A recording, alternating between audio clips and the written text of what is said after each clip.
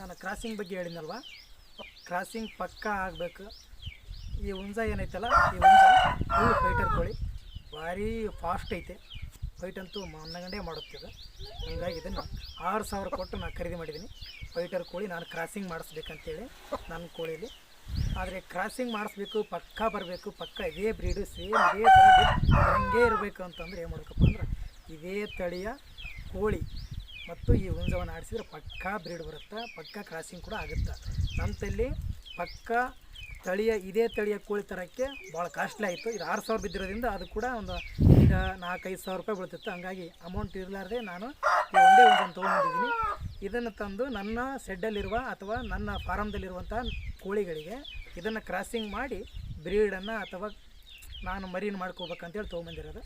ಆದರೆ ಇದೇ ಹುಂಜವನ್ನು ನನ್ನ ಕೋಳಿಗೆ ಕ್ರಾಸಿಂಗ್ ಮಾಡಿಸಿದ್ರೆ ಪಕ್ಕಾ ಇದೇ ತಳಿಯ ಕ್ರಾಸಿಂಗ್ ಕೂಡ ಆಗೋದಿಲ್ಲ.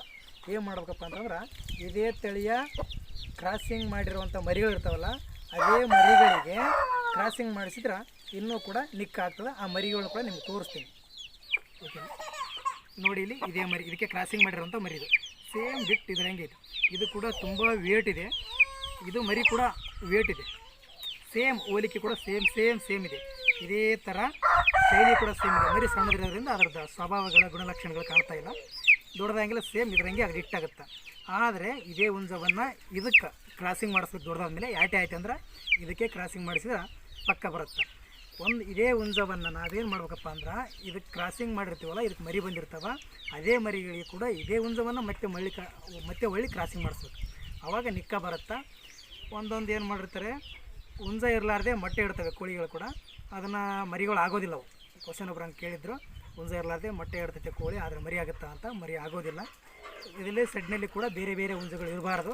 ಯಾವುದನ್ನು ನಾವು ಕ್ರಾಸಿಂಗ್ ಮಾಡಿಸ್ಬೇಕು ಅಂತ ಅಂದ್ಕೊತೀವೋ ಅದು ಒಂದೇ ಹುಂಜ ಇರಬೇಕು. ಉಳಿಕೆ ಅದನ್ನೆಲ್ಲ ಕೇಸಲ್ಲಿ ಹಾಕ್ಬಿಡಿ.